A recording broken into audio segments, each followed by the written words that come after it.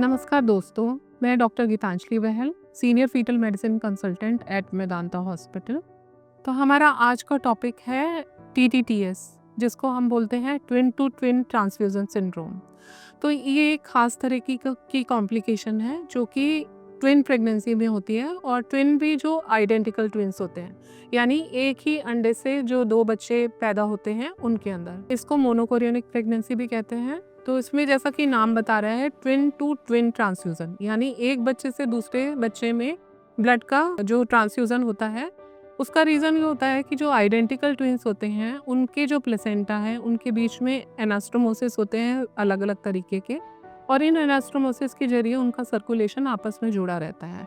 तो ऐसी कंडीशन में कभी कभी ये करीबन 10% केसेस जो आइडेंटिकल ट्विन्स के इस तरीके की कॉम्प्लिकेशन से ग्रस्त हो सकते हैं, और ये मेजॉरिटी में करीबन 16-17 वीक्स से 25-26 वीक्स का जो टाइम है वो बहुत इंपॉर्टेंट होता है, जो इस तरीके की कॉम्प्लिकेशन इस टाइम पे अराइज हो सकती हैं। तो यहाँ पे फीटल मेडिसिन का रोल बहुत इम्पॉर्टेंट होता है, क्योंकि हम इस प्रॉब्लम को बहुत जल्दी आइडेंटिफाई करते हैं। और दूसरा, आइडेंटिफिकेशन ही केवल एकमात्र बात नहीं है, इसके अलावा अगर हमें ये लगता है कि बच्चा जो है वो दोनों बच्चे टीटीटीएस प्रॉब्लम से हैं ग्रस्त, तो उस कंडीशन में उसको हम मैनेज भी करते हैं।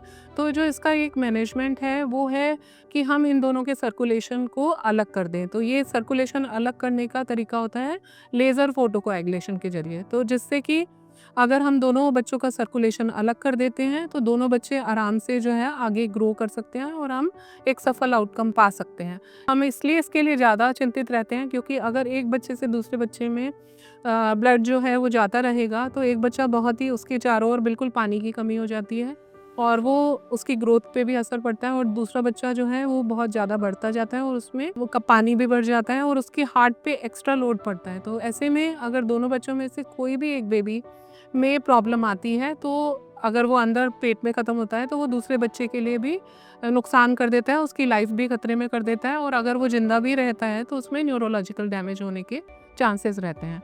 तो इस कंडीशन में हम इसको जल्दी आइडेंटिफाई कर सकते हैं, और हम इसमें ट्रीटमेंट उनको दे सकते हैं, जो कि है लेज़र फोटोकोएगुलेशन, जिससे लेज़र के ज़रिए हम दोनों बच्चों का सर्कुलेशन जो है वो सेपरेट कर देते हैं। धन्यवाद।